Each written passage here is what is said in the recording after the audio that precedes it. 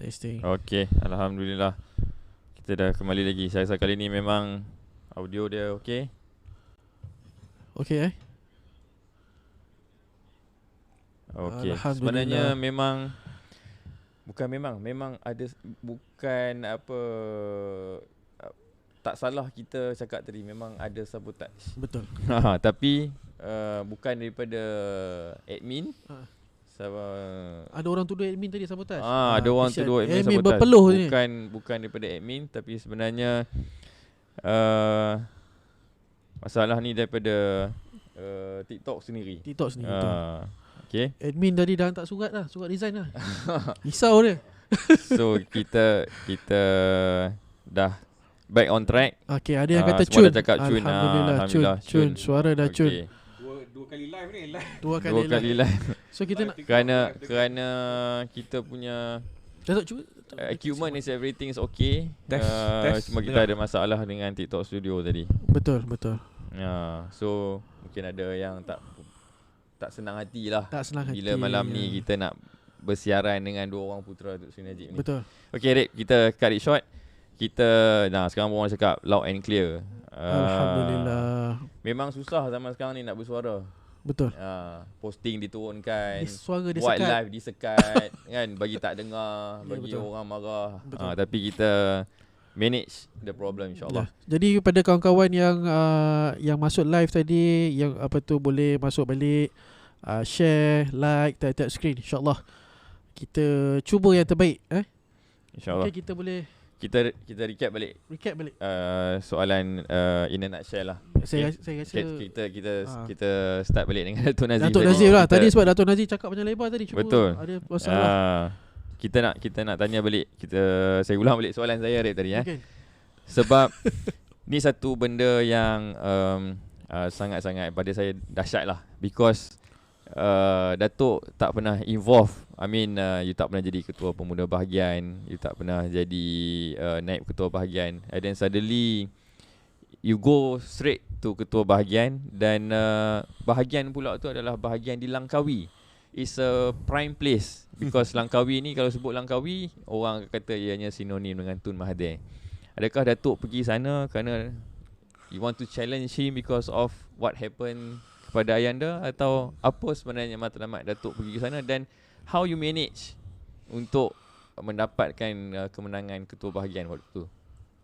Ini soalan yang ramai yang tanya, dan saya rasa dah banyak kali dah jawab, tapi mungkin bila saya jawab tu dengan apa yang jawapan yang benar, ramai yang ingat sebenarnya saya nak lawan Tun Mahathir.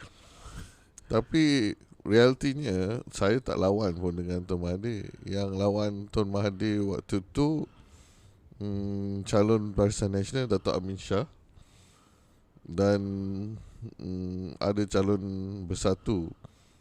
Dan apa yang takdir adalah berjuang.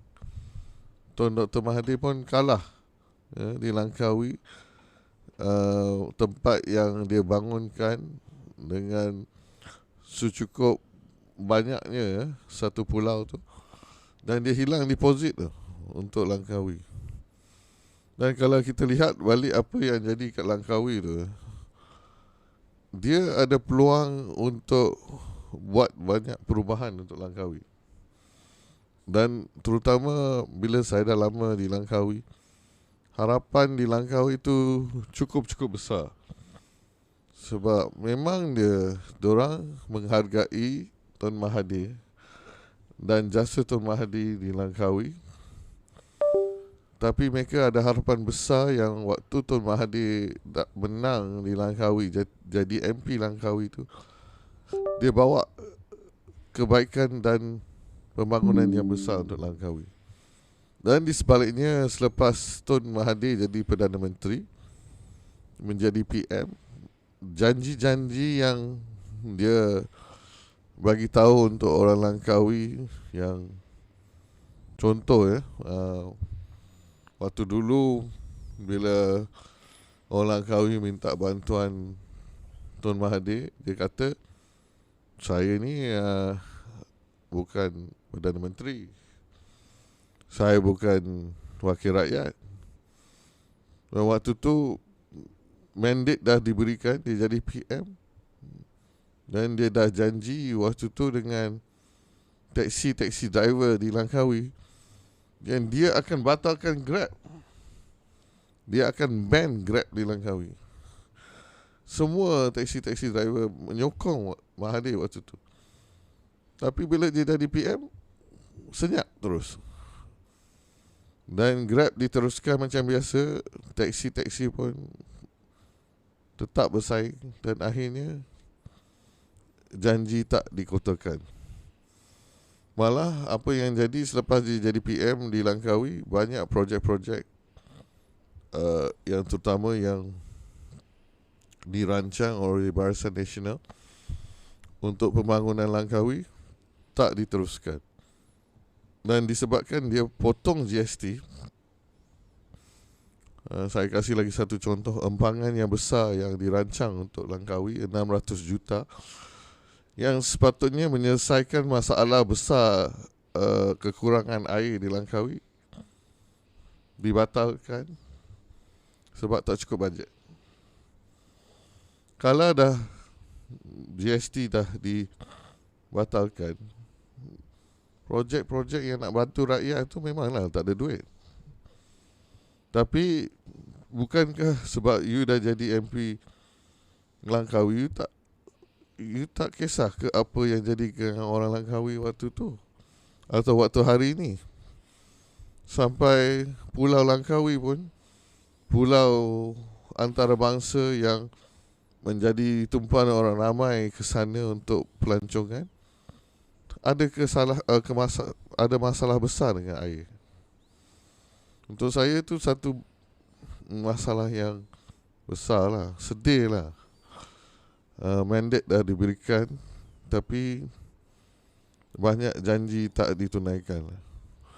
Semata-mata waktu tu mungkin tak tahulah, walau dia marah dengan Datuk Seri Najib atau dia tak sefahaman dengan prinsip atau program Datuk Seri Najib, dia membantah. Tapi yang mangsanya rakyat Langkawi. Untuk saya, kehadiran saya di Langkawi waktu tu cuma nak membantu Barisan Nasional dan UMNO di Langkawi. Dan saya faham ya, kita ada kelemahan dan kekurangan kita masing-masing di bahagian Langkawi. Dan kita sampai hari ini tak menang di Langkawi. Tapi selepas kita kalah, ramai di bahagian Langkawi pun, waktu saya bantu di PRU yang lepas, masih mengingat satu jasa bosku lah. Jasa bosku untuk Langkawi dan bantuan bosku untuk Langkawi. Walaupun kita tak menang, kita letak tepi ya apa keputusan Langkawi, walaupun Barisan Nasional tak menang di Langkawi. Orang Langkawi masih ingat jasa bosku. Banyak jasa bosku di Langkawi. Dan untuk saya dan UMNO Langkawi, waktu dalam singkat saya bersama dengan bahagian Langkawi tu, ramai yang menyayangi bosku. Jadi selepas kita kalah di bahagian Langkawi, PRU yang lepas, bahagian pun kehilangan ketua bahagian di Langkawi. Waktu tu Datuk Nawawi naik dengan TNB, ada satu lawatan ke Germany, saya rasa, bawah TNB. Tapi beliau meninggal ya, dalam perjalanan, dan dia terpaksa dikebumikan di sana.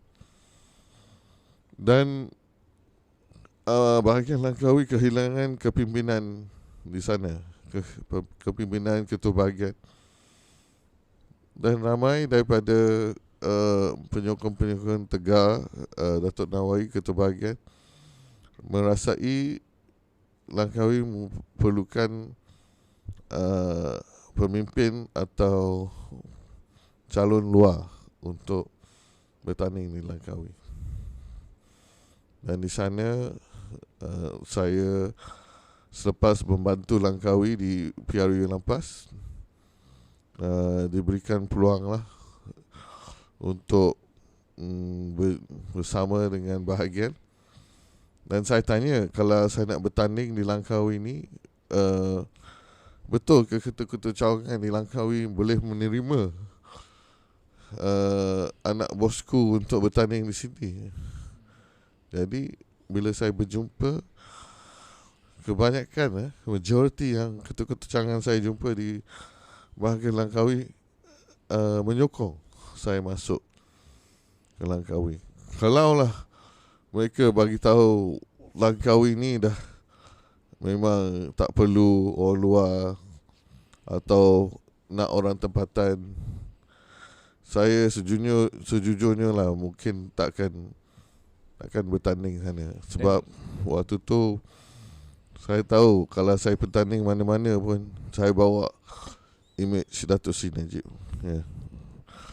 Saya tak nak bertanding dalam keadaan yang boleh menjejaskan nama bosku. Dan yalah, kalau kalah tu lagi teruk lah untuk bosku. Dalam keadaan dia sekarang kan. Jadi kalau saya bertanding kalah, lagi teruk untuk dia. Pada masa yang sama Datuk bertanding di Langkawi, Datuk juga bertanding di peringkat nasional untuk jabatan Naib Ketua Pemuda UMNO bahagian Naib Ketua Pemuda UMNO Malaysia. Apa perkiraan Datuk waktu tu? Maksudnya bertanding di bahagian sebagai ketua bahagian dan bertanding di federal sebagai Naib Ketua Pemuda. Sebenarnya input dan sokongan untuk saya bertanding federal pun datang dari Langkawi juga. Saya tanya juga dengan bahagian Langkawi, boleh tak saya bertanding di dalam federal? Dan antara penyokong dan rangkaian yang saya ada dalam UMNO pun menyokong saya masuk federal. Cuma dalam masa tu mereka tahu saya bukan dalam rangkaian yang seadanya. Maksud yang tim yang ada dalam pemuda macam abang dalam pemuda dia ikut dalam hierarki. Saya ni datang daripada luar. Untuk saya satu daripada sebab nak bertanding dalam pemuda tu is untuk bersama dengan pemuda yang baru, untuk membawa nafas baru, image baru untuk pemuda, yang memberikan signal baru untuk pengundi-pengundi anak muda, dan peluang untuk mereka menilai UMNO ni sebagai satu parti yang terbuka. Ramai yang sedih dengan UMNO ni, mengatakan UMNO ni parti elitis atau parti yang tertutup untuk orang UMNO saja. Banyak yang kata kalau nak jadi ahli UMNO ni susah. Macam parti, banding dengan parti lain, isi borang terus jadi ahli.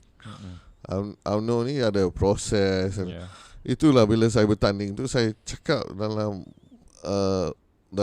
saya punya ucapan dalam kempen, UMNO ni kena terbuka.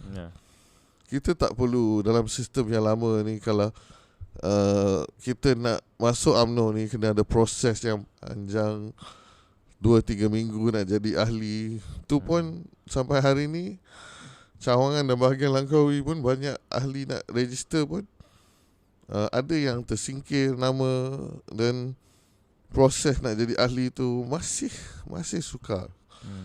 Dan itulah message yang nak saya bawa untuk pemuda. Dan saya kira idealisme Datuk tu tidak ditinggalkan apabila Dr. Akmal melantik Datuk menjadi salah seorang exco pemuda. itulah yang saya menghargai dalam proses bertanding bersama dengan Dr. Amal. Sebenarnya kita ada juga proses di mana seminggu tu kita pergi ke setiap negeri ya. Dan kita berkempen di negeri-negeri. Dan saya pun dapatlah berkempen dengan Dr. Amal. Waktu tu saya pun tak kenal Dr. Amal siapa dan dia tahu tak kenal saya.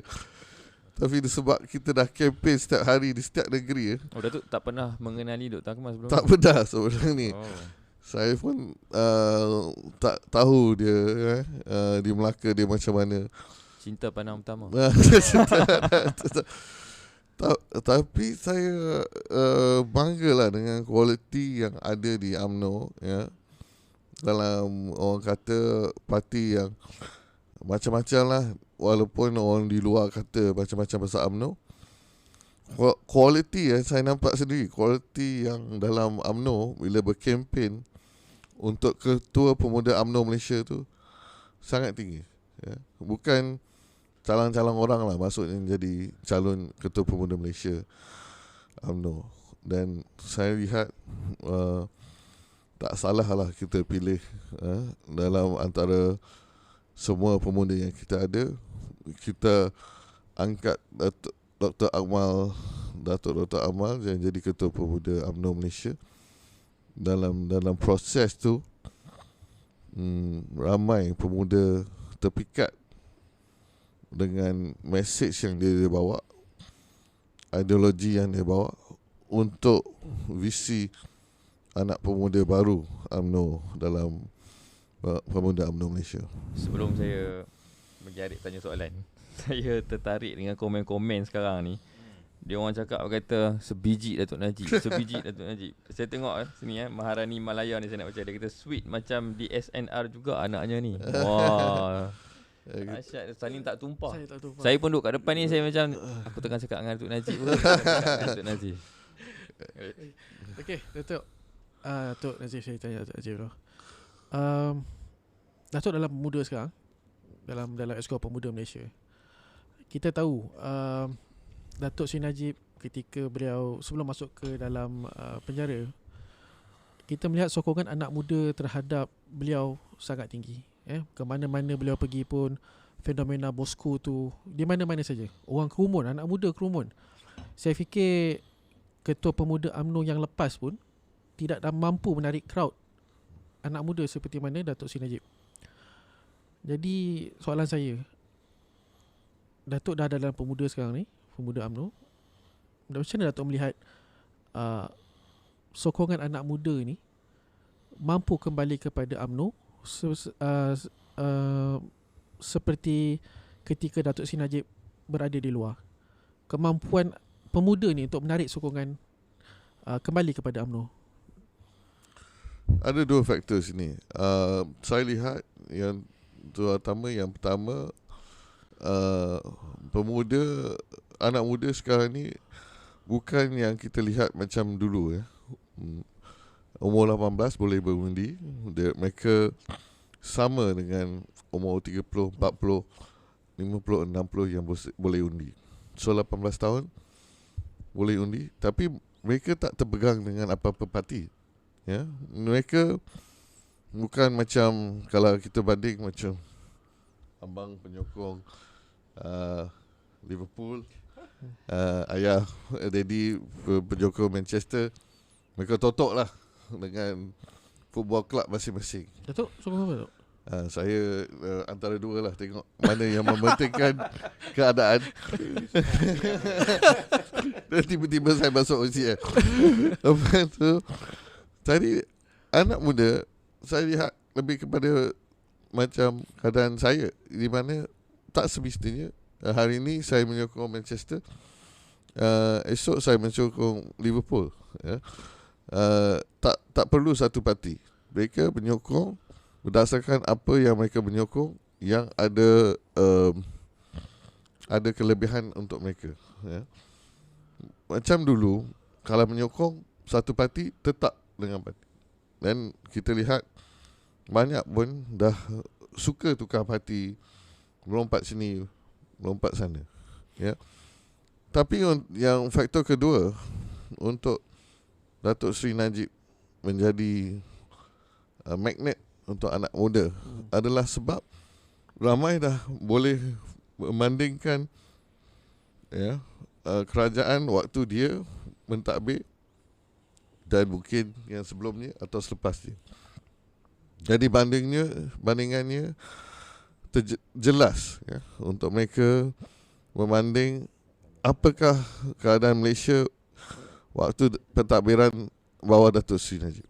Jadi saya rasa magnet tu bukan sekadar magnet atau sokongan yang suka-suka, tapi orang ramai tahu waktu Datuk Seri Najib menjadi PM banyak bantuan dan banyak kelebihan untuk anak muda di mana mereka sendiri merasai. Jadi mereka tertarik sukarela. Saya lihat mereka waktu Datuk Seri Najib turun di Melaka, turun di Johor berkempen. Tak payah warkan di mana-mana pun. Seagak macam organik. Di mana orang akan turun sukarela. Tak kisahlah ramai orang ke, panas ke, hujan ke, orang nak turun, nak bersama dengan Datuk Seri Najib. Malahan banyak kali kita dalam parti politik kalau nak kumpul anak muda, jangan cakap lah. Kalau pagi tu mustahil, malam tu kena tengok keadaan. Kalau cuti ke mungkin kalau ada program yang menarik baru mereka ada. Di Langkawi pun tu macam tu. Oh memang Langkawi lagi suka nak tarik anak muda sebab mereka bekerja. Anak muda pun yalah kena tengok. Kalau kita tarik masa mereka pun berfikir macam mana yalah masa mereka digunakan dengan baik. Tapi tarikan Datuk Seri Najib itu organik and mereka nak bersama beliau sebab saya rasa ada aura dia tersendiri yang di mana menarikkan anak muda untuk bersama beliau sebab dia tahu sebagai pemimpin waktu dia PM tu mungkin beliau waktu PM dia tak dapat berdekat dengan anak muda. Tapi bila dia dah bukan PM tu, inilah masa anak muda ada peluang bersama dia dan mereka kagum dia sebagai pemimpin PM untuk negara. Datuk Jajah, tadi Datuk ada mention Ayanda tak benarkan anak-anak berpolitik sewaktu Ayanda menjadi Perdana Menteri. Dan kini Ayanda berada di Kajang. Adakah menyertai politik ni untuk you want to fight for your father atau apa natijah Datuk untuk join politik? Dia sebenarnya serampang banyak mata lah.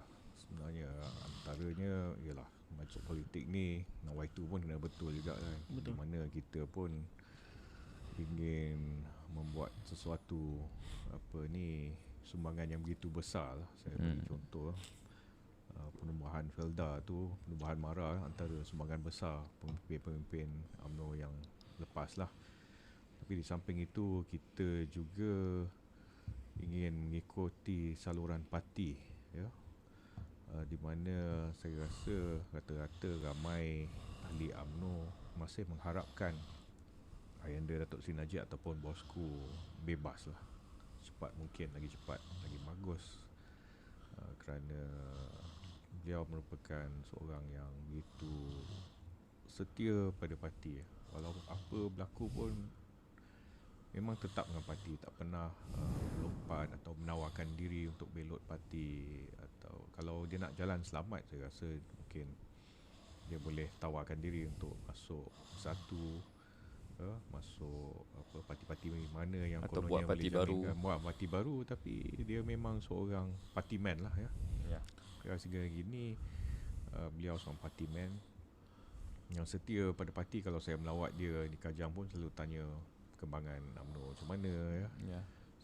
Pertama sekali UMNO Pekan lah. Yes. Dan beliau tidak pernah terfikir sekali pun untuk meninggalkan parti ataupun mengkhianati perjuangan parti yang beliau pernah memimpin. Itu juga pesanan pada anak-anaknya, jangan sekali-sekali membelakangi parti ataupun membelot parti lah. Kami dilatih ataupun dipesan untuk terus setia dengan UMNO lah. Walau bagaimana hebat dugaannya ataupun badai melanda pun mesti setia dengan parti sampai bila-bila. Datuk, saya suka dengan jawapan Datuk tu, dan Datuk pun saya rasa dah banyak kali bercakap tentang perkara ini. Tapi kenapa tu saya nampak masih lagi ada penyokong-penyokong UMNO ni masih tidak yakin lagi. Walaupun datang daripada mulut anak-anak Datuk Seri Najib, mereka masih lagi merasakan apa yang dikatakan oleh Datuk dan adik-beradik Datuk adalah semata-mata untuk menyedakkan hati para penyokong. Mereka tidak yakin dan mereka sentiasa membuat andaian bahawa kalau Datuk Seri Najib boleh bersuara sendiri, beliau tidak akan menyokong lagi UMNO ataupun tidak akan lagi menyokong kerajaan perpaduan ini. Dan ada juga saya turun ke pekan saya berjumpa dengan orang ramai. Masih lagi ada sentimen mengatakan kami tidak akan sokong UMNO. Biarlah UMNO kalah pun kat pekan ni. Ini sebagai protes kepada parti kerana tidak berjuang untuk menyelamatkan Datuk Seri Najib, dan mereka rasakan Datuk Seri Najib bersetuju perkara ini. Jadi apa pandangan Datuk mengenai perkara inilah?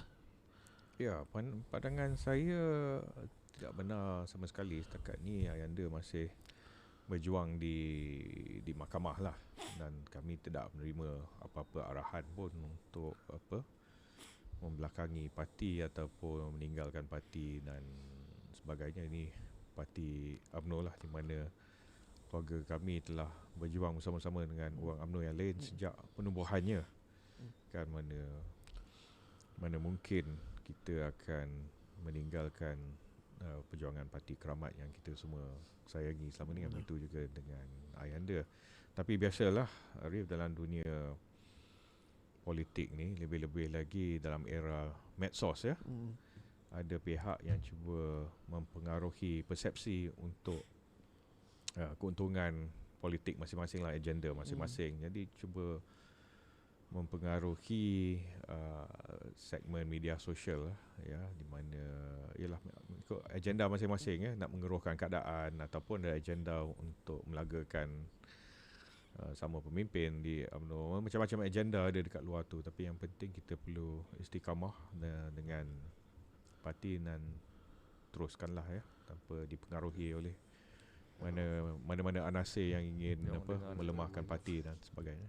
Maksudnya tak benarlah Datuk Seri Najib menyokong Perikatan Nasional ataupun parti-parti lain ataupun minta kita semua tarik sokongan ni, semua tak betul lah tu. Tak betul lah. Malah saya difitnah beberapa kali. Ada yang kata saya jumpa pemimpin betul. PN secara senyap kan, tapi itu tidak benar. Bukan khabar berdoa berdoa Kalau tak silap saya pun 2 tahun lepas waktu perhimpunan UMNO ada video Datuk yang ditayangkan di dalam PAU, di dalam perhimpunan UMNO menyatakan yang ayahanda ni akan mengikut lunas parti, he's a party man. Dia takkan go against kan, seperti mana yang Datuk cakap tadi. So macam yang tadi Datuk cerita lah, ada orang buat cerita Datuk pergi jumpa dengan orang Perikatan Nasional dan sebagainya. Pada saya kira benda ni mungkin orang nak mengeruhkan keadaan kan. Dan berbalik pada tentang bosku ayahanda ni tu, saya rasa kita dah take off ni sikit, saya dah boleh masuk lah part ni kan. Semua orang pun nak tahu tentang addendum tu ya. Orang menyebut-jebut addendum Presiden sebagai Timbalan Perdana Menteri dah buat SD, Datuk punya MB pun dah buat SD. Tapi masih tidak ada orang yang selayaknya mengatakan ianya wujud ataupun tidak wujud. Datuk sendiri sebagai anak, sebagai exco berada di bawah kerajaan negeri yang mana MB-nya membuat SD mengatakan beliau tahu kewujudan addendum tersebut. Datuk sendiri rasa macam mana bila seolah-olah benda tu hanging, tergantung?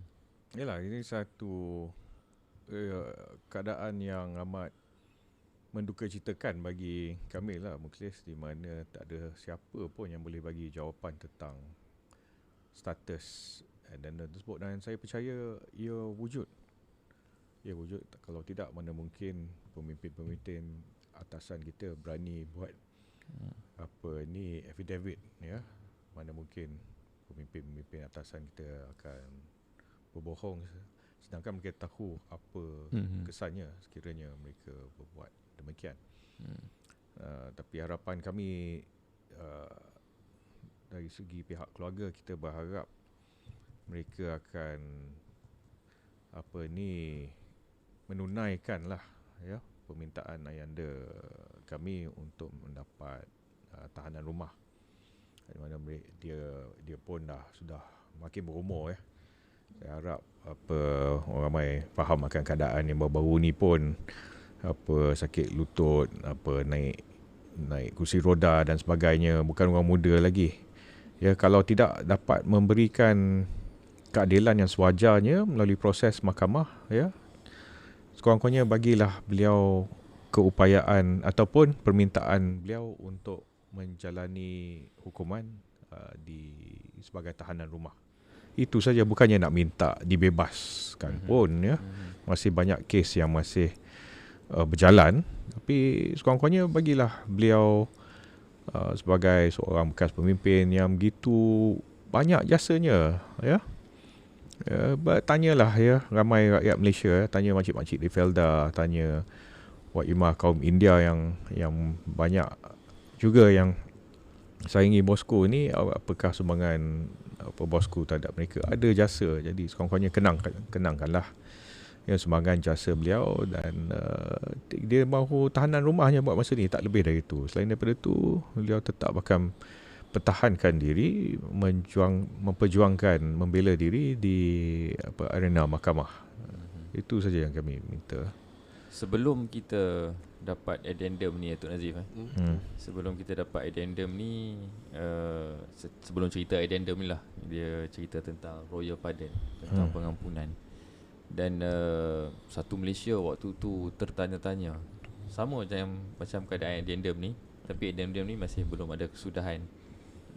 Pengampunan kita dah tahulah, akhirnya keputusannya adalah pengampunan setengah lah, half. Tapi waktu orang kata rakyat Malaysia ni ditinggal dengan tanda tanya, masing-masing try to escape from answering what is going on dengan royal pardon. Datuk Nazif pun kira ada bagi macam mana penerangan sikit lah di media sosial tentang apa keadaan yang berlaku waktu tu. Kalau Datuk boleh flashback sikit cerita, kita share dengan viewers yang tengok ni. Sekarang dah ada 1.2k viewers.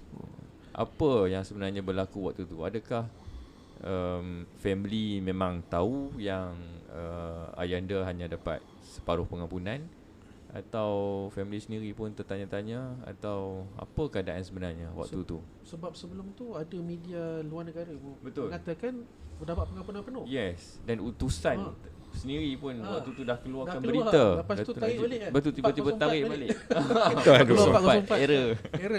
Jadi apa perasaan Datuk ketika itulah bila macam dipermainkan atau macam mana tu? Kita dah sebelum mesyuarat pengampunan tu, ada ura-ura, yalah, bila kita, bosku dah masuk permintaan untuk pengampunan tu, dah dapat kabaran lah yang pengampunan tu akan diberikan. Dan dalam sejarah Malaysia ni, kalau pengampunan ni tak pernah ada pengampunan yang menjadi setengah-setengah, ya. Pengampunan ni untuk saya dalam sejarah Malaysia atau sejarah British pun, sebab sistem pengampunan ni is from royal pardon, from the British system rule of law. Pardon tu is either pardon of yes or no, tak tak pernah saya lihat dalam sejarah pardon ni ada pardon setengah-setengah. Dan bila kita dengan ayahanda waktu tu, dia pun ada mahkamah minggu tu. Kita bersama dia pagi tu. Mesyuarat pengampunan pun pagi yang sama.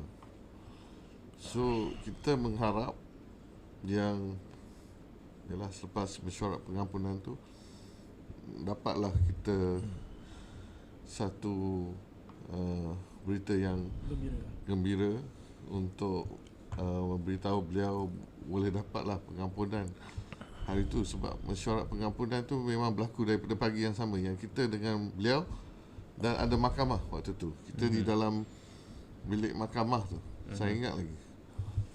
Dan selepas berapa jam perjumpaan mesyuarat pengampunan, mungkin 9 pagi dan dah 12 tengah hari kita di mahkamah, tak ada khabar berita apa keputusan daripada mesyuarat pengampunan. Di situ kita dah bimbang. Tengah hari sampai petang di mahkamah, kita pun tak tahu apa keputusan mesyuarat pengampunan. Bayangkanlah di mahkamah tu, selepas mesyuarat pengampunan berakhir, tuan punya badan pun tak tahu apa keputusan mesyuarat pengampunan tu. Malahan media-media dah mula keluar info Datuk Seri Najib dibebaskan. Tapi kita di mahkamah ni dengan Datuk Seri Najib ni masih di mahkamah, dan ada seluruh pegawai polis semua tu tengah masih mengepung beliau. Dan kita tanya penjara, ada tak apa-apa info untuk membebaskan beliau? Kereta Datuk Seri Najib, rumah orang di rumah Datuk Seri Najib pun menunggu. Masih tak ada apa-apa berita yang boleh menyatakan beliau bebas. Phone kita dah ada mesej, tahniah, Datuk Seri Najib dah dibebaskan. Kita happy untuk Datuk Seri Najib. Kita harap beliau dapat bersama dengan kita, berjumpa beliau dan sebagainya. Tapi sampai petang tak ada berita. Malahan ketua penjara Kajang waktu tu kata nanti bila Datuk Seri Najib balik ke Kajang, baru dia akan diberitahu apa keputusan. Dan selepas hari tu yang mesyuarat keputusan mesyuarat pengampunan tu, 2-3 hari sampai keluarga, abang saya, seluruh keluarga tak tahu apa keputusan. 1-2 hari tu dah utusan dah keluar, info yang Datuk Seri Najib akan dibebaskan dan sebagainya. Sampai terpaksa tarik balik. Sampai Rabu tu tak, Isnin mesyuarat, Rabu pun tak ada keputusan, tak ada news. Tapi kita dengar kabar angin yang cuma dapat setengah pengampunan. Itu yang kita terkejut. Itu yang saya sampai hari ini tak susah nak menerima fakta tu, yang macam mana pengampunan ni boleh dijadikan setengah. Adakah pengampunan ni disilap terjemah oleh mesyuarat pengampunan, atau apa yang diinginkan oleh Tuanku Agong waktu tu, yang dititahkan oleh Tuanku Agong, tak dilaksanakan? Kalau tak dilaksanakan tu murka, salah di segi undang-undang. Itu satu kesalahan yang besar.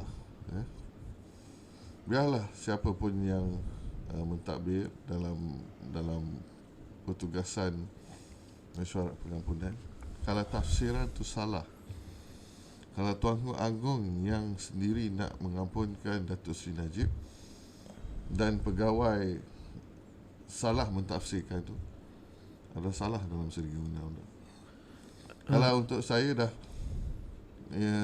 kesalahan undang-undang itu satu, tapi kesalahan oleh di mata Allah Subhanahu Wa Taala adalah satu lebih kesalahan yang lebih besar, sebab dia menidakkan keadilan untuk orang yang tak bersalah. Okey Datuk, bercerita mengenai pengurangan hukuman ni. Kita tahu Bar Council Majlis Peguam telah membuat cabaran keputusan pengurangan pengampunan buat Ayanda. Macam ada personal orang kata isu pula Bar Council ni dengan Ayanda. Sampaikan mereka buat permohonan, bantahan. Adalah kita minta pengampunan penuh, tak dapat. Kita dapat pengampunan separuh. Dapat pengampunan separuh dibantah pula kononnya. Melanggar undang-undang lah apa katanya Bar Council ni. Jadi mahkamah pun dah tetapkan 11 November ni untuk mendengar bantahan daripada Bar Council ni lah. Jadi apa pandangan Datuk mengenai tindakan Bar Council ni? Seolah-olah macam benci sangat. Sedangkan menurut Peguam Datuk Ayanda sini Tan Sri Shafie, Bar Council ni tak ada local standby pun sebenarnya. Sebab keputusan melibatkan Datuk Seri Najib ni tidak melibatkan orang awam pun, malah tidak memberi ancaman kepada sesiapa pun. Tapi kenapa sampai macam ni sekali tindakan dan juga cubaan mereka ni untuk menghalang proses keadilan buat Datuk Seri Najib? Untuk saya, sebagai ahli Bar Council atau panel, mereka patut pertahankan isu undang-undang. Mereka tak perlu berpihak ke mana-mana side of politik. Saya tengok Datuk Seri Najib orang politik, dan tak adil kalau dia cuma pilih kasih dalam seri kes undang-undang politik Datuk Seri Najib. Apakah stand mereka dengan kes undang-undang politik yang lain? Contohnya, kita ambil PM hari ini, dia dapat pengampunan. Dia tak ada panel pengampunan waktu tu. Dia cuma dapat pengampunan verbal daripada Tuanku Agong. Keputusan PM waktu tu, tiada kabinet dan tak ada panel pengampunan. Tapi dia dibebaskan. Kenapa tak dipertikaikan PM hari ini? Adakah mereka takut? Atau adakah mereka selektif dengan kes mereka yang mereka pertikaikan? Jadi saya lihat ni Bar Council ni pilih kasih dalam isu-isu yang mereka nak pertikaikan. Dan mereka memilih kes yang berpolitik. Mungkin mereka ada pegangan politik masing-masing. Di mana saya rasa kalau mereka orang peguam atau lawyer, mereka patut above the political issues, di mana mereka harus pilih kes-kes yang atas daripada politik dan tak memihak kepada mana-mana side politik. Jadi sini memang mereka bias, dan saya rasa dari dulu, kita tengok trend Bar Council ni, bila-bila ada isu Barisan Nasional mereka menentang. Dan sekarang ni mereka pun tersepit, di mana bila ada isu di mana kerajaan sekarang tak memihak kepada mereka, mereka pun tak boleh bersuara. Mereka takut bersuara. Dulu nak sangat bersuara, tapi akhirnya cuma memilih kepada kes-kes politik yang against Barisan Nasional. Jadi saya lihat kes Bar Council ni sangat bias. Perlu rombakan Bar Council ni. Kalau nak ambil lah fakta je lah. Jangan kita lihat Bar Council ni menjadi suara untuk semua peguam dan penghakiman Malaysia. Sebab mereka ni pilih kasih, Pilih bulu. dan pilih bulu. Sama juga dengan Bersih. Dulu pun mati-mati kempen jalanan dan baring atas jalanan. Mana mereka sekarang? Bila hak untuk media dan suara of freedom of press dipertikaikan dan dihadkan, Betul. tersenyap pula mereka. Tak ada pun nak berkempen di jalanan lah. Adakah mereka takut? Mereka bersuara tapi tengok tak ada pun pergi ke jalanan. Jadi saya ingat sangat ni bias saja. Malahan dulu waktu Barisan Nasional menjadi kerajaan, sanggup bawa barang nak pukul polis, terbalikkan kereta polis. nak terbalikkan dengan polis. Itu pun polis tak ambil tindakan. Tapi sekarang mereka boleh terima keadaan seadanya. Jadi saya rasa tu mereka makan diri lah. Terimalah apa padahnya yang mereka usahakan untuk menjadikan Malaysia menjadi macam sebegini keadaan. Datuk Jaja, Ya. saya nak bawa viewers dan juga Datuk back to 23 hari bulan 8 2022. 23. Oh, The okey. day Ayanda dijatuhkan hukuman. Bukan dijatuhkan hukuman. The day Ayanda kalah di peringkat Mahkamah Persekutuan dan dibawa ke Kajang. Saya yakin percaya Datuk waktu tu sedih, marah, kecewa dan sebagainya lah. Tapi apa selain daripada perasaan tu, apa yang bermain di fikiran Datuk bila Datuk melihat Ayanda nak dibawa ke Kajang? Apa yang Datuk berfikir waktu tu? Oh, masa tu dalam keadaan sedih sangat. Memang sangat terkejut lah ya. Kami jangka sesuatu yang buruk akan berlaku, tapi apabila ia berlaku masih menjadi satu kejutan yang besar buat kami sekeluarga lah. Satu tragedi lah di mana ketua keluarga kami dihukum sebegini ya. Dan yalah, sebelum tu kita pun masih menaruh harapan jugalah agar beliau dapat dibela kan secukupnya. Tapi kami amat duka cita lah, dan kami setujulah dengan Hakim Mahkamah Rayuan yang menentang yang keputusan majoriti lah, Datuk Rahman Sebli, yang menyatakan ayanda saya ni tidak dapat pembelaan yang sewajarnya. Ada orang kata miscarriage of justice ataupun penyelewengan keadilan. Dan kita lihat itu ada banyak benda yang tak kena lah ya.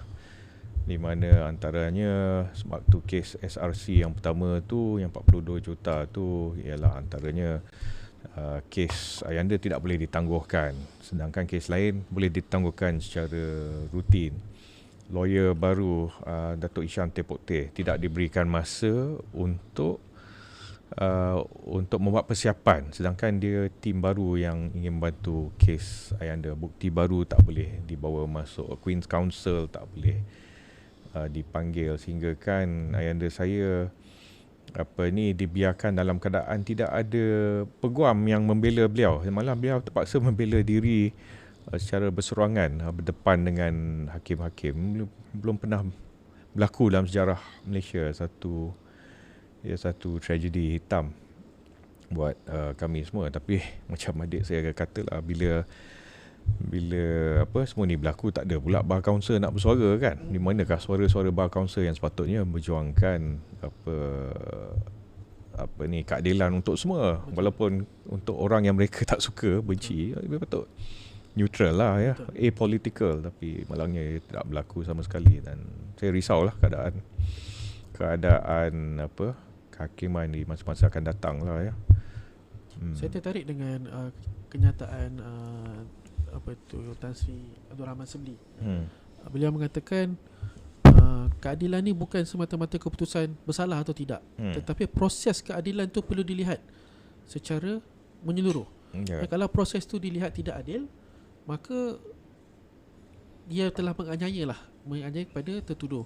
Kan Datuk Seri Najib jelas tidak mendapat keputusan. Ialah kita terima keputusan, tapi yang kita tidak boleh terima adalah orang kata dia punya proses keadilan tu. Macam Datuk cakap tadi, sepatutnya perkara-perkara inilah yang perlu diperjuangkan oleh Bar Council. Bukannya menentang atau membatahan tentang pengurangan kehukuman yang diterima oleh ayahanda. Mengenai kes 30 hari bulan ni, kita boleh masuk harapan sudah tentu besar, seluruh ahli keluarga dan seluruh harapan rakyat Malaysia pun kita mengharapkan 30 hari bulan ni, 30 hari bulan Oktober ni ada sinar ataupun berita baik. Kes ini tidak diteruskan, kes YNDB tidak diteruskan, tidak ada prima facie. Jadi melihat kepada kes sebelum ini, kes audit YNDB, kes yang kita menang lah, kes Datuk Seri Najib menang. Dalam kes audit YNDB ni ternyata tak ada satu saksi pun mengatakan bahawa Datuk Seri Najib terlibat dalam memberi arahan ataupun minta mengubah keputusan audit dan sebagainya. Dan alhamdulillah segala kenyataan saksi ini diterima oleh hakim, dan hakim membuat keputusan yang pada saya sangat adil dan bijak. Untuk kes 1NDB Tanor ni, kita pun tahu juga, kita bercakap tentang hujah pasukan pembelaan lah. Antaranya hujah Tan Sri Sarif ni adalah tak ada satu saksi pun yang mengatakan bahawa Datuk Seri Najib mengarahkan ataupun meminta duit dimasukkan ke dalam akaun beliau. Dan ada juga yang saksi mengatakan Datuk Seri Najib tidak tahu pun apa-apa yang berlaku tentang akaun beliau, dan yang melakukan segala kesalahan ni adalah orang-orang dalam YNDB sendiri. Jadi kalau kita ikutkan logik lah Datuk, kita ikutkan logik, Datuk Seri Najib sepatutnya orang kata apa tu, tidak bersalah lah, ataupun kes ni perlu dibuang lah. Tapi macam mana harapan Datuk sendiri melihat sebelum ni kes SRC pun sama juga. Saya rasa kes SRC dan YNDB ni sama, saksinya sama, orang yang terlibat pun sama. Tapi bila kita tahu SRC Datuk Seri Najib bersalah, macam mana Datuk melihat kes YNDB ni pula? Harapan Datuk dan ahli keluarga. Ya, kami sekeluarga orang kata we hope for the best lah. Kita betul-betul berharap beliau kes ini tidak diteruskan lah, dan ayahanda orang kata mendapat kemenangan di arena mahkamah lah, maknanya acquitted lah daripada bebas dari sebarang kesalahan dan juga pertuduhan. Tapi pada masa yang sama kami juga prepare for the worst lah, orang kata bersiap sedia untuk sebarang kekecewaan lah, di mana kami telah berkali-kali kecewa dengan keputusan mahkamah, ya. Tapi walau bagaimanapun kita akan teruskanlah juga sebarang ikhtiar, sebarang usaha untuk bantu ayahanda, bela ayahanda sehinggakan beliau mendapat keadilan sewajarnya lah, ya. Bagi kami adalah tidak adil untuk beliau sahaja yang dihukum, sedangkan dalang di bawah di belakang skandal ni masih bebas di luar sana. Itu fakta lah tu. Itu fakta. Malah baru-baru ni ada akhbar di Edge ada melaporkan mereka berdasarkan bukti-bukti yang mereka melihat, ya. Mereka yakin ayahanda Datuk Seri Najib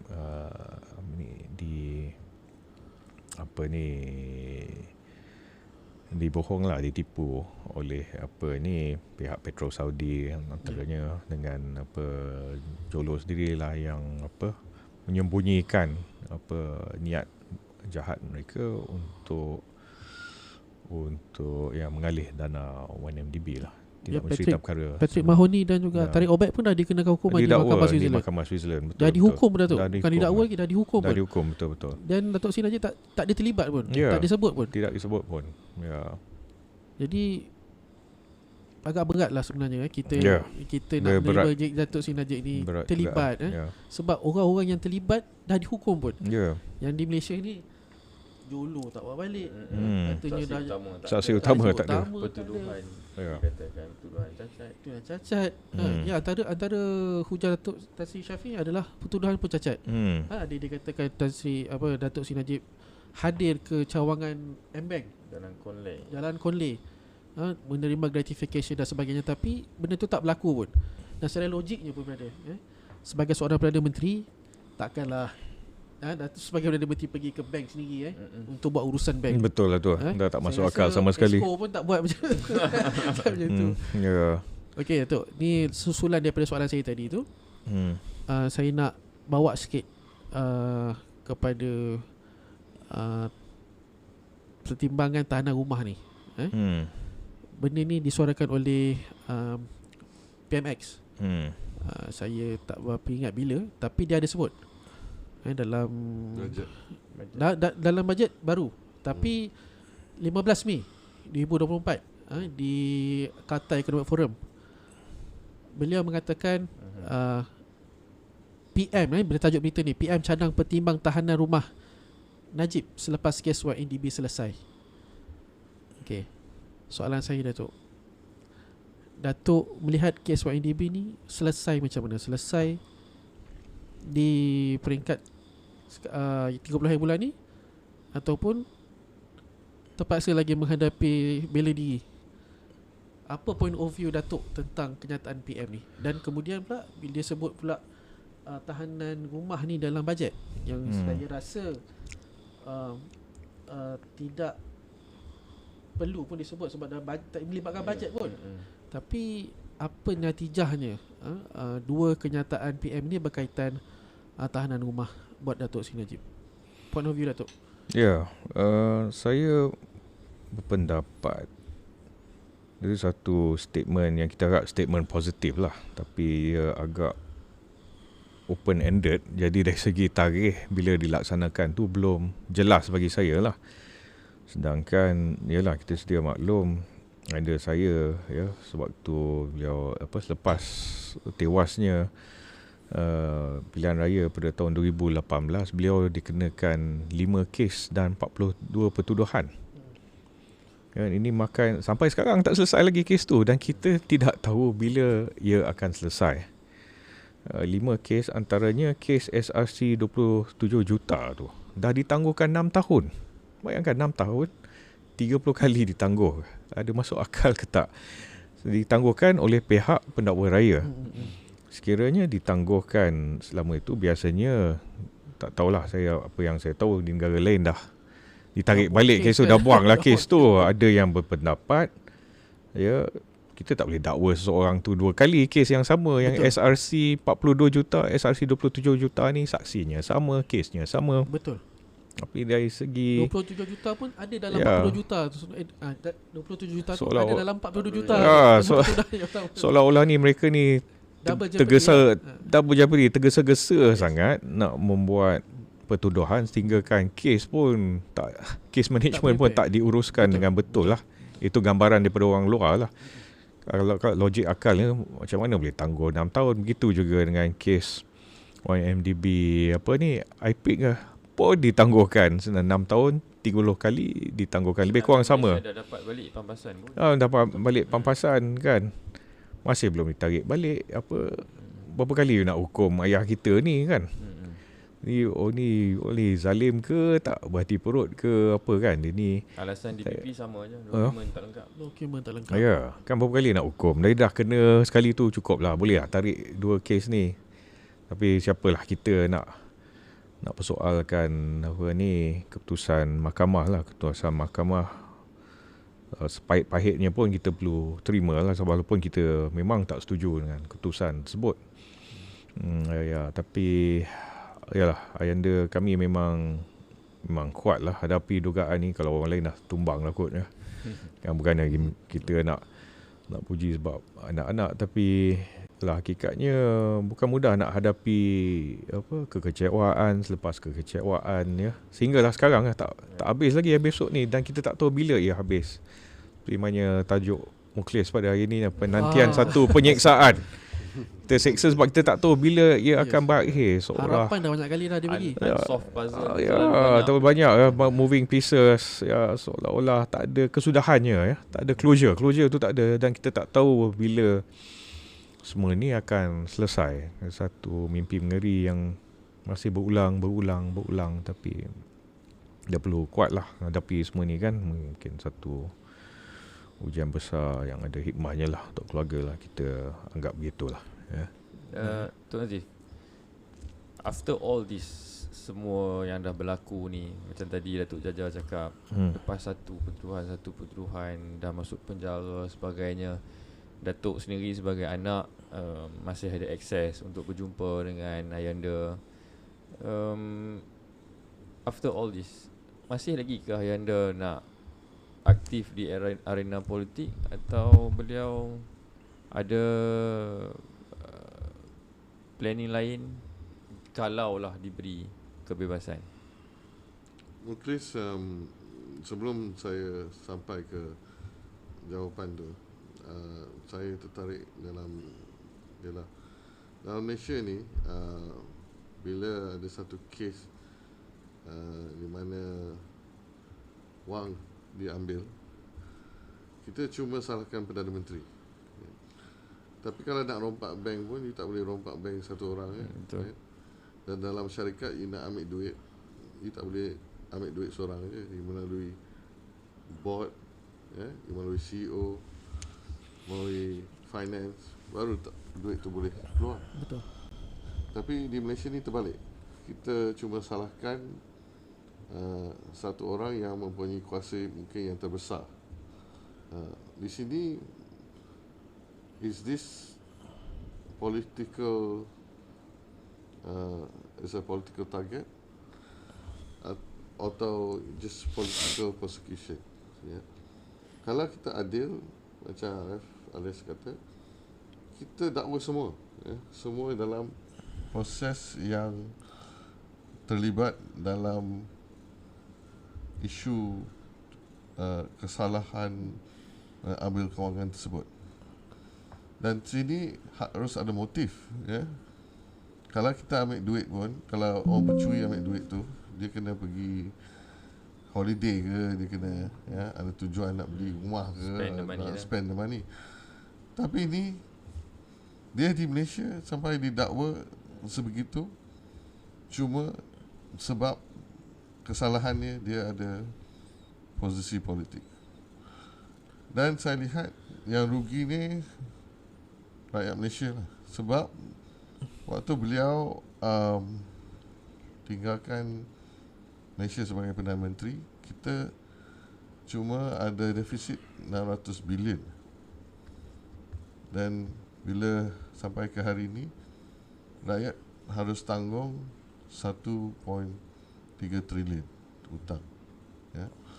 Hutang kita yang kita tanggung satu Malaysia, bukan Najib seorang ke atau orang lain seorang ke.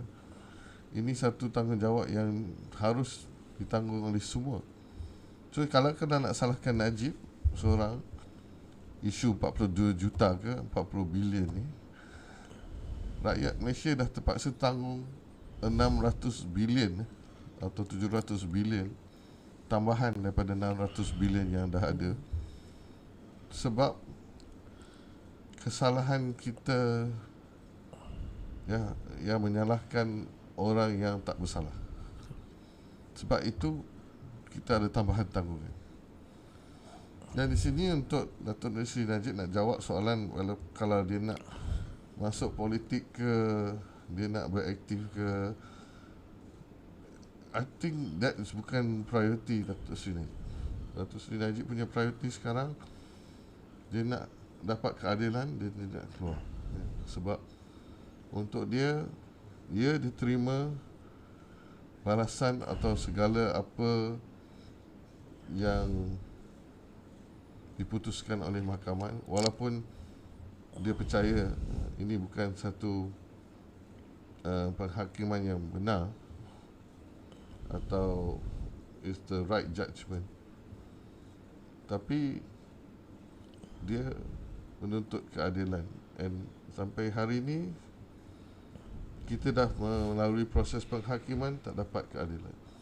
Kita melalui proses pengampunan, tak dapat.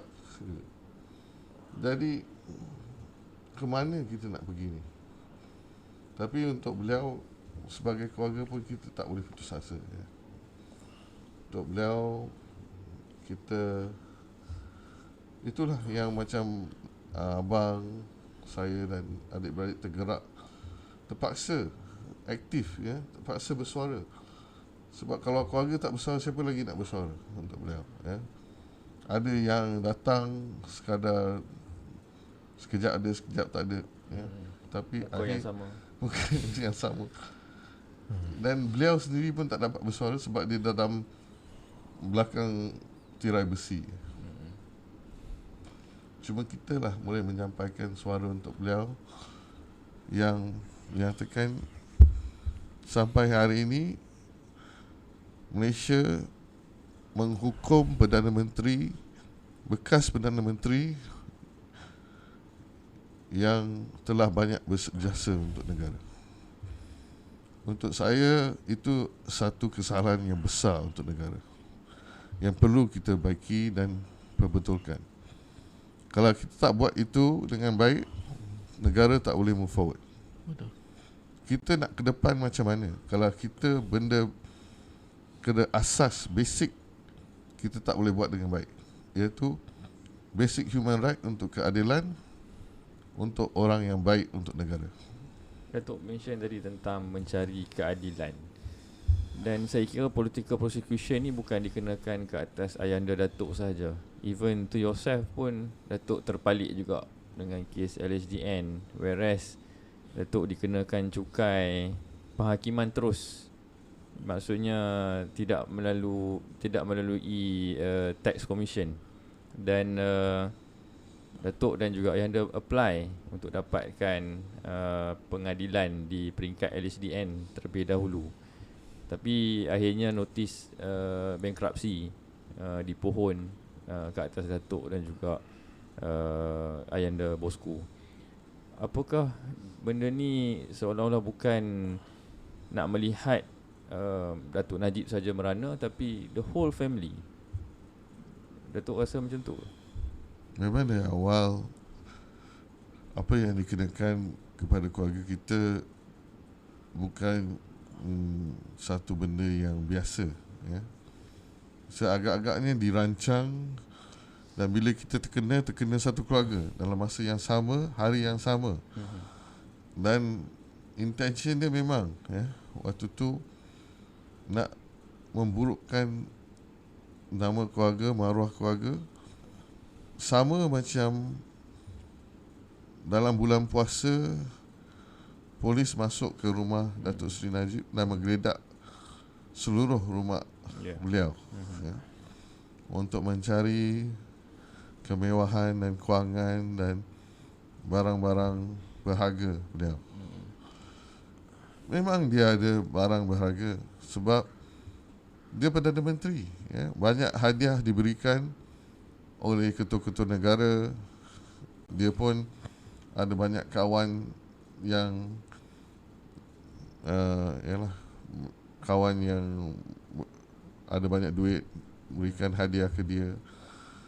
Tapi untuk menganiaya beliau dalam bulan puasa, ya, mengheret dia dan barang-barangnya dipamerkan ke orang ramai, seakan-akan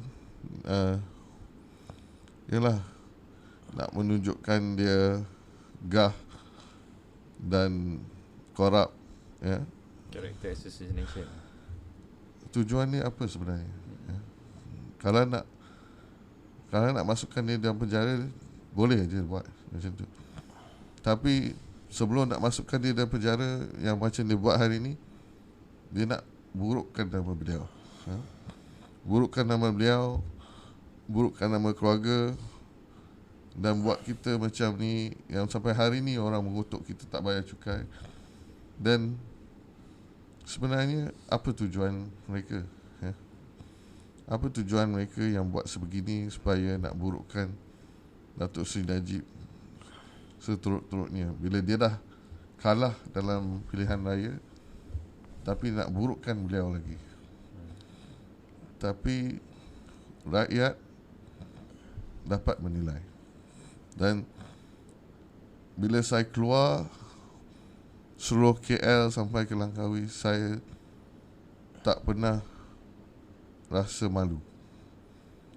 Malah saya bangga jadi anak Datuk Seri Najib, di mana seluruh rakyat Malaysia yang saya jumpa masih merindukan Datuk Seri Najib. Dan ramai yang datang dengan saya tanyakan bila Datuk Seri Najib nak keluar, bila kita boleh jumpa Datuk Seri Najib, nak terima kasih dengan beliau, nak peluk dengan beliau. Kita rindukan Datuk Seri Najib. Kalaulah Datuk Seri Najib penyamun lah dan yang mencuri bilion-bilion, juta-juta, saya tak beranilah keluar daripada rumah, Muklis. Saya malu. Saya anak beliau. Tapi saya keluar, saya pergi ke airport, saya pergi ke Langkawi, saya balik ke KL, saya jumpa orang polis, saya jumpa orang immigration, saya jumpa orang custom. Semua sayang beliau. Malah orang kat penjara pun sayangkan kepada Datuk Seri Najib. Orang yang tahan dia, yang tangkap dia, tanya ke kita, bila Datuk Seri Najib boleh keluar? Apa lagi bukti rakyat nak? Yang Datuk Seri Najib ni orang yang baik dan benar kepada rakyat. Jadi saya mohon kita terus usaha supaya Datuk Seri Najib balik kepada rakyat, dan kita betulkan keadaan sekarang di mana kita salah mempenjarakan seorang innocent man, seorang statesman, seorang negarawan yang banyak berjasa ke Malaysia. Kita buat macam tu, saya malu dengan orang luar. Saya malu dengan negara-negara lain yang orang lihat waktu Najib menjadi PM, mereka bangga dengan Malaysia, mereka pandang Malaysia tinggi. Tapi bila kita buat beliau macam ni, ini yang saya malu. Saya tak malu beliau dalam penjara, saya malu kita yang penjarakan Datuk Seri Najib. Bercakap tentang usaha Datuk Jajah, mungkin panas sikit lah saya tanya ni. Datuk nak tanya great mind things betul, like betul. Datuk berpuas hati dengan usaha UMNO Barisan Nasional untuk membebaskan Datuk Seri Najib? Saya rasa perlu diteruskan lagi lah, lipat gandakan lagi supaya kita dapat objektif yang kita capai lah, iaitu untuk supaya Ayanda dapat kembali ke pangkuan keluarga lah ya. Dan walaupun Ayanda saya setia dengan parti kita, selalu berharap parti tak melupakan beliau lah ya. Dan sehingga kini kami masih bersangka baik lah ya, di mana Ayanda pun masih menaruh keyakinan dan harapan parti akan teruskan momentum untuk membela beliau. Itu position sekarang ni lah buat kami ya. Dan SD yang dibuat oleh Presiden tu saya kira membuktikan, SD daripada Presiden, SD daripada Menteri Besar Pahang tu membuktikan komitmen lah kepimpinan atasan. Dan mungkin macam Datuk kata, boleh dipertingkatkan lagi dan ianya tidak bersifat bermusim, sehinggalah hari Datuk Najib mendapat pembebasan. Betul. Dan tak berapa hari lagi Datuk, kita akan sampai ke 30 hari bulan. Tentu ialah sebagai pegawai sendiri pun saya nakkan keputusan itu memihak kepada kita. Tetapi na'udzubillah, andai kata keputusan itu tidak berpihak kepada kita and call for defense berlaku, apa Datuk rasa perception yang akan dimainkan seandainya kes 1MDB ni been called for defense? Persepsi ni macam-macam orang kata lah. Yang nak melagakan akan kata yalah kita tak mampu nak bela dia dan sebagainya kan. Susah nak ramalkan apa yang berlaku, tapi kita perlu bersedialah sebarang kemungkinan yang akan berlaku. Yang pastinya kita selaku keluarga tidak akan hentikan apa-apa usaha dan ikhtiar untuk membela, dan kita berdoa lah satu hari nanti Ayah Datuk Diri Najib akan dibebaskan lah, dan namanya akan dibersihkan lah. Yang kita percaya kebenaran akan mengatasi kebatilan lah, sampai bila-bila. Itu kami percaya dan kami yakin. So perlu istiqamah lah ya. Banyak kekecewaan, banyak dugaan, tapi kita perlu teruskan lah walau apa yang berlaku, sehinggalah beliau bebas lah, insyaAllah. Datuk rasa mungkin ada ruang lagi untuk kita dapatkan kepastian tentang addendum ni? Masih ada ruang tak, Datuk? Mungkin insyaAllah ya itu sedang diikhtiarkan. Kita semoga Allah SWT pemudahkan lah urusan kita lah. Seperti mana saya berkata, kita bukannya nak minta dia dibebaskan pun. Yalah, sebab kes pun masih ada yang berjalan. Hanya menuntut agar beliau dapat sedikit keselesaan dari segi tahanan rumah, supaya beliau boleh menjalani hukuman dengan keadaan yang sedikit selesa lah. Itu saja. Datuk mungkin Datuk Najib, Datuk Jaja atau paling keluarga ada terima sebarang orang kata teguran ataupun orang kata dari pihak-pihak tertentu lah kata cukup-cukup lah berjuang untuk ayahanda, kita move on. Ada pernah terima perkara-perkara macam tu daripada dalam UMNO sendiri? Secara direct belum pernah lagi lah. Tapi saya dengar adalah cakap belakang lah kan. Tapi yalah, ini mulut orang kita tak boleh kawal dan kita tak boleh tutup mulut orang. Yang pentingnya kita selaku keluarga apa kita nak buat kan. Takkan kita nak biar je kan. Takkan kita nak berpeluk tubuh saja. Dan usaha tu tetap akan dijalankan lah secara nyata, secara sebalik tabir, dan apa sajalah yang diperlukan agar beliau dapat pembelaan yang sewajarnya lah, insyaAllah. Ya. Datuk, kita lihat bila mana ada usaha untuk nak membebaskan Datuk Najib ni, dia mesti akan jadi some hiccup. Ada je, atau lebih saya boleh spesifikkan lagi lah selepas 2018 ni ramai pemimpin UMNO yang kena political prosecution, tapi akhirnya hanya Datuk Najib je yang masuk penjara. Dan setiap kali ada usaha untuk nak membebaskan Datuk Najib ni, mesti gagal. Datuk sendiri rasa ada sabotaj dalaman ke, ataupun orang takut nanti bila Datuk Najib keluar dia nak jadi presiden ke, nak jadi presiden balik? Macam-macam lah orang bercakap tentang ni kan.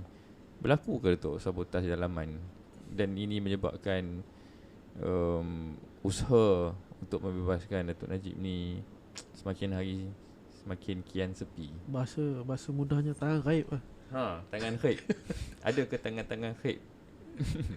Susah nak kata lah. Tapi perjalanan tu amat sukar. Macam Mukhlis kata lah, ada je halangan, ada je rintangan, ada je roadblock yang menyebabkan ayahanda tak dapat kemenangan di peringkat mahkamah lah. Ya, memang kita sedia maklum ya, ramai yang komen lah, termasuk hakim senior yang komen ni, beliau tak dapat pembelaan ataupun Ketua Hakim Sabah Sarawak ya, bukan calon-calon orang tu. Walaupun beliau dalam minoriti, tapi tetap ada yang berpendapat beliau tak dapat pembelaan sewajarnya, pertolongan yang sewajarnya. Ya, adalah juga yang janji tak ada apa-apa yang akan berlaku, tapi akhirnya yalah, kita tahulah apa yang berlaku. Malas nak tengok ramai je yang bisik-bisik. Tapi tengok macam tak jadi pun. Ya. Dia penantian ni satu penyiasaan. Tapi harapan ni kan, harapan palsu. Sembang ni pun satu Ya. kita tak boleh ni. Kalau orang duk bisik-bisik kat tu, bagi harapan ni, tapi akhirnya tak juga. Ya. Untuk saya lihat sebaliknya lah. Dalam usaha nak keluarkan atau nak dapat keahlian Datuk Seri Najib, yang tangan-tangan gaib ni adalah sebenarnya usaha untuk masukkan dia di dalam. Kalau kita tengok usaha tu dah dibuat awal lagi, sebelum kerajaan jatuh, Barisan Nasional jatuh, di mana dalam buku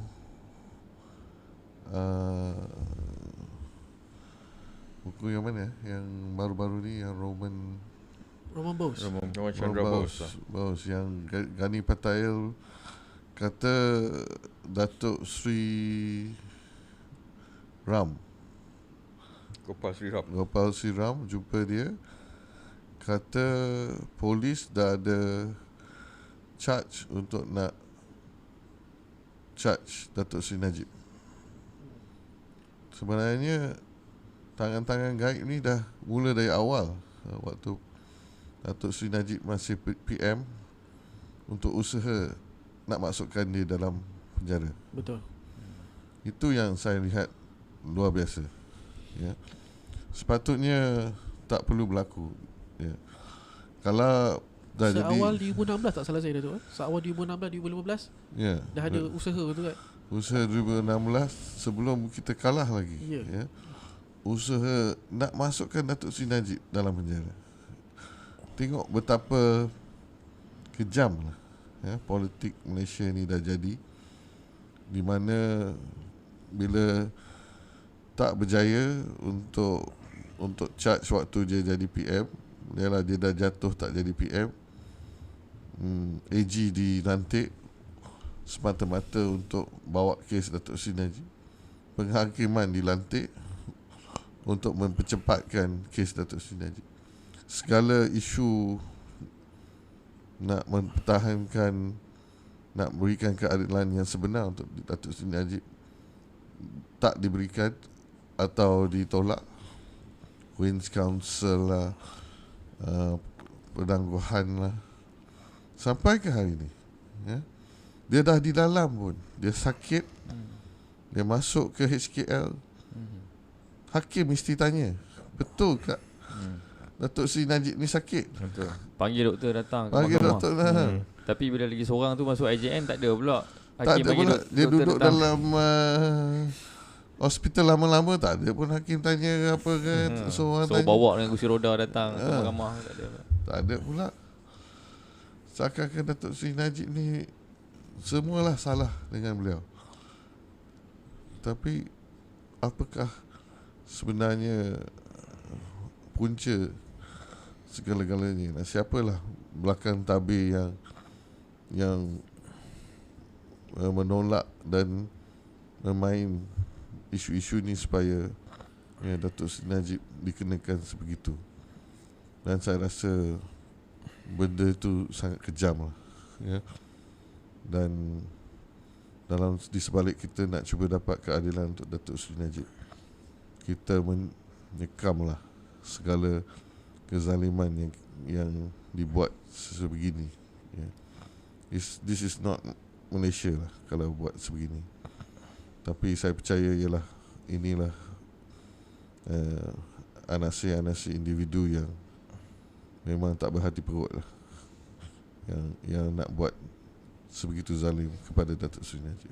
Tadi Datuk Nazif ada cakap esok Datuk Jaja, Datuk Nizar akan buat satu pengumuman. We are not going to spill the tea here tonight, but since kita ada 2.6k viewers yang tengah menonton, kalau Datuk boleh share pukul berapa, dekat mana nak tengok, mungkin dia orang pun tertunggu-tunggu apa sebenarnya pesanan yang Datuk nak sampaikan. Tentu sekali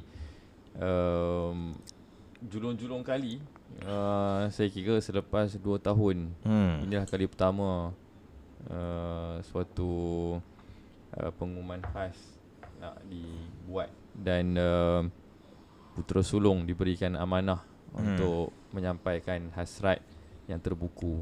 Kita Datuk boleh share sikit pukul berapa nak tengok kat mana?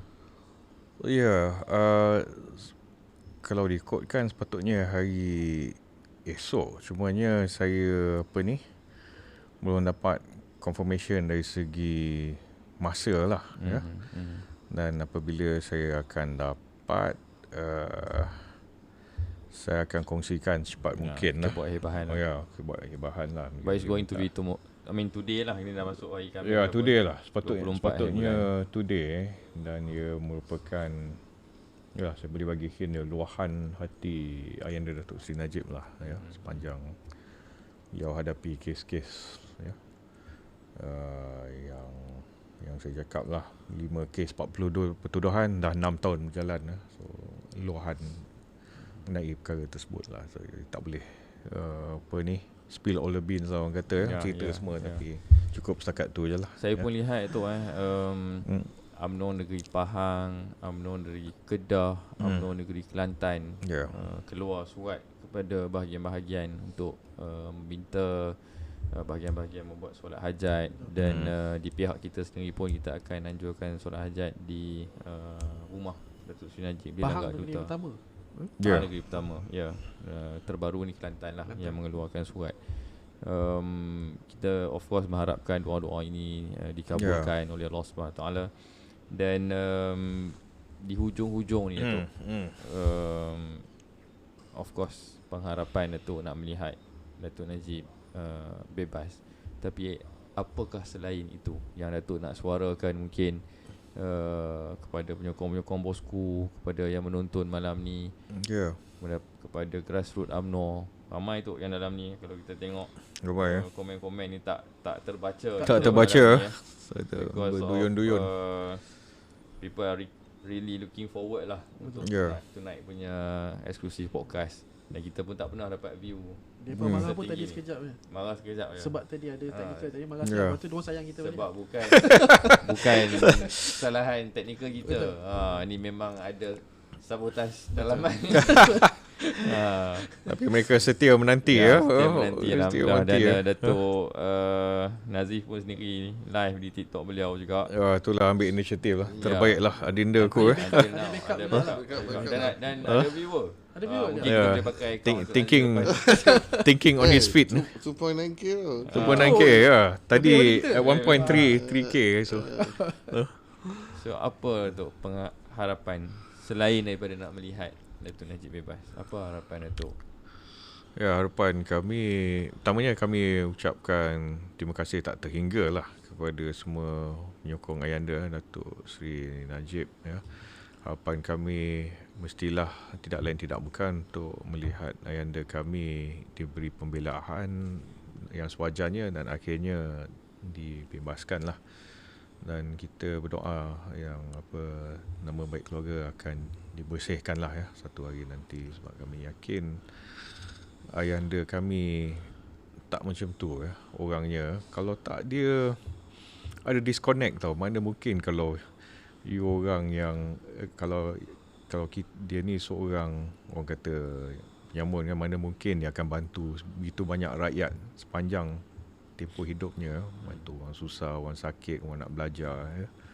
Benda yang tak pernah ada ya, macam tak waktu dia ada macam ada disconnect kat situ kan. Mana mungkin orang yang dianggap sebegitu akan bantu orang ramai kan. Sebab tak itu pernah ada UTC sebelum ni, tak pernah ada Klinik Satu Malaysia sebelum ni, Klinik Satu Kedai Malaysia Rakyat Satu kan. Malaysia, Tak name ada it. logik, semua tu benda yang tak logik pernah ke ada kan.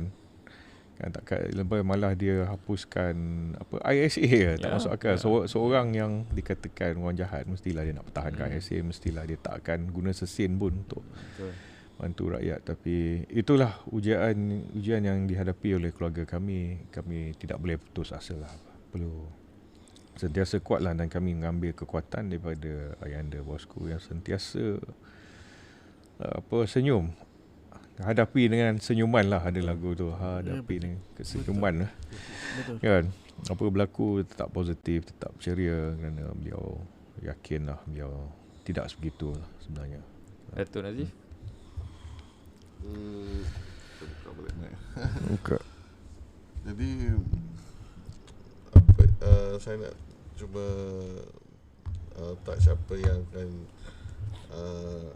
dikongsi oleh abang daripada message ayahanda sendiri ya.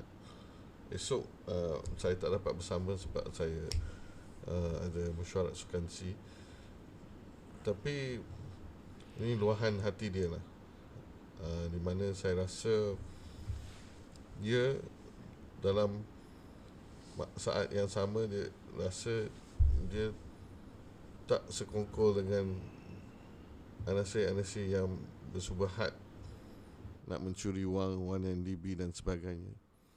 Tapi dia rasa kesal lah benda tu boleh terjadi, ya. Dan kita sekeluarga sedih lah, di mana satu insiden yang saya kata mungkin kita boleh nilaikan biarlah 40 juta atau 40 bilion, benda tu dinilai sebagai satu insiden, ya. Tapi beliau berjasa untuk negara sebanyak 23 tahun. Balik kepada masuk awal ke politik, menjadi menteri besar, menjadi timbalan menteri dan 8 tahun sebagai PM. Banyak jasa beliau. Dan sampai hari ini mungkin banyak yang tak dapat menghargai apa yang dilakukan oleh beliau. Tapi sekarang orang dapat menilai, ya. Dan kita berterima kasih kepada semua yang masih setia, masih mendoa. Dan saya lihat walaupun sukar perjalanannya untuk dapat keadilan, dia tak, walaupun orang nak menganiaya beliau dengan apa cara pun, dia tak jatuh seteruk-teruknya. Contoh, bila dia dah kalah Barisan Nasional, jatuh kerajaan, tiba-tiba muncul image bosku. Satu image yang kalau kita nak bina semula jadi tak jadi. Betul. Satu kesayangan dan kerinduan ke beliau sampai hari ini, walaupun dia dipenjarakan, saya percaya ramai yang sangat sedih bila menyatakan atau menceritakan pasal Datuk Seri Najib. Saya jumpa makcik-makcik tua, sampai lelaki pun, yang abang Sado pun bila cakap pasal Datuk Seri Najib boleh mengalir air mata. So jadi kita berdoa dan terus mengharap beliau dapat keluar. Tapi di sebaliknya, kita menghargai segala usaha, doa, dan sampai hari ini rindu dan kasih sayang rakyat tu tak dapat dibalas lah. Dan saya lihat ini satu kasih sayang yang sangat murni, sangat jelas. Dan inilah yang saya bangga dengan rakyat Malaysia, yang betul lah, ya, bila orang Melayu dan bangsa lain juga, bangsa Cina, bangsa ini, yang betul-betul sayang Datuk Seri Najib, yang betul-betul jujur dan ikhlas, itulah rakyat Malaysia yang saya banggakan, ya, yang sampai hari ini setia dengan Datuk Seri Najib. Kalau tak setia tu tak dapatlah 3,000 viewers ni, dan sebagainya, likes dan sokongan yang kita ada hari ini. Dan macam saya kata, saya walaupun ayahanda dipenjarakan, saya masih bangga menjadi anak Datuk Seri Najib sampai ke hari ini. That's superb word lah.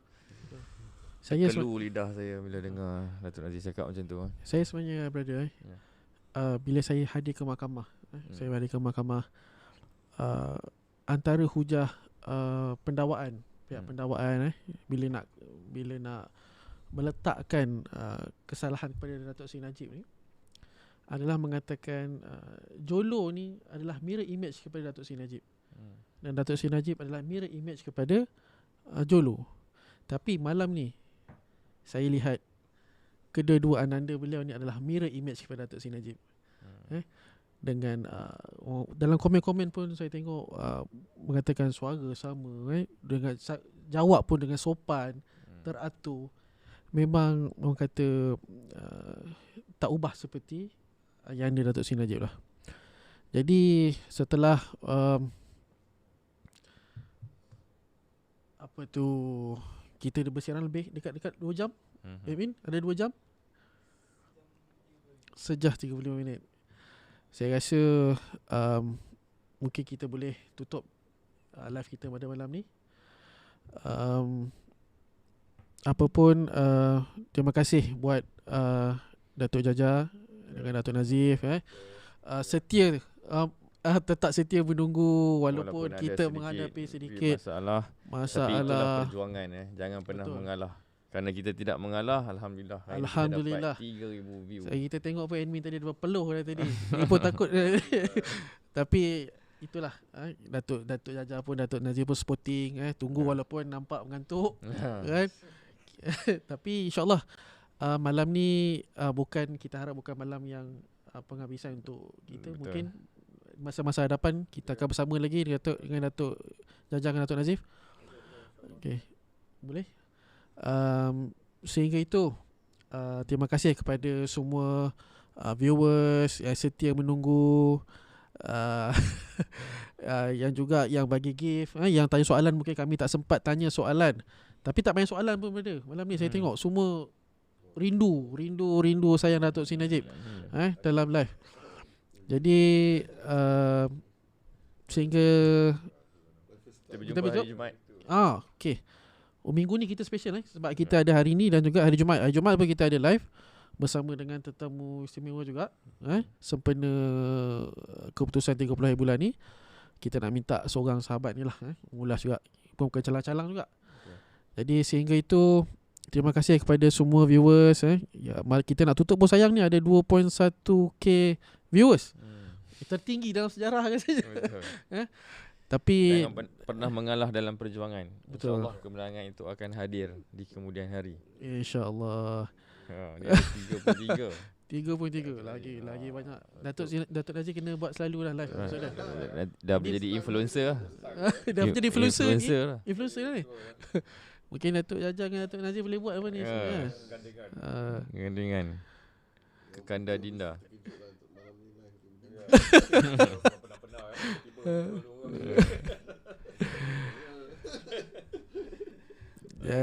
Jadi itu saja untuk malam ni. Terima kasih banyak kepada semua. Terima kasih banyak Datuk, sekali lagi kepada Datuk Jaja, Datuk Nazif sudi sediakan venue untuk kami pada malam ni.